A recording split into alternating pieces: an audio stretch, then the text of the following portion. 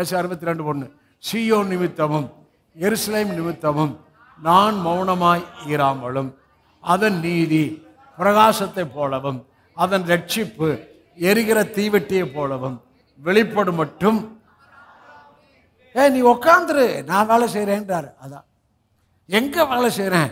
உனக்குள்ள என் குமாரன் மூலம் ஒரு நீதி உண்டாக்குன இல்லை, உன் ஆவியில் தேவ நீதி இருக்குல்ல, அது அப்படியே இருக்கக்கூடாது.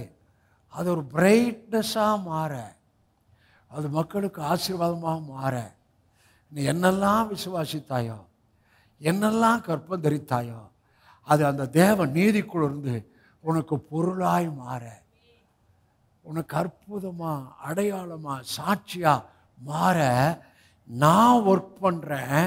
எப்படி ஒர்க் பண்ணுறாராம்?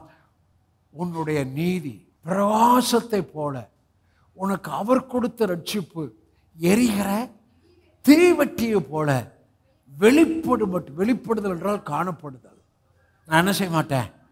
அப்போ அவர் என்ன உனக்குள் இருந்து அவர் ஆசீர்வாதத்தை மக்கள் பார்க்கணும். உனக்குள் இருந்து அந்த வார்த்தையை நிறைவேறதில் தேசம் பார்க்கணும். அதுக்கு அவர் ஒர்க் பண்ணுகிறார். எங்கே ஒர்க் பண்ணுகிறார்? உள்ளே. எங்கே ஒர்க் பண்ணுகிறார்? உள்ளே. எதிலே ஒர்க் பண்ணுகிறார்? தேவ நீதியிலே. சீயோன் நிமித்தம் எருசலேம் நிமித்தம் மௌனமாயிராமலும். உங்கள் பேரை போட்டுங்க, சொல்லுங்க. மார்ட்டின் எல்ஸ், உங்கள் பேரை போட்டு சொல்லுங்க.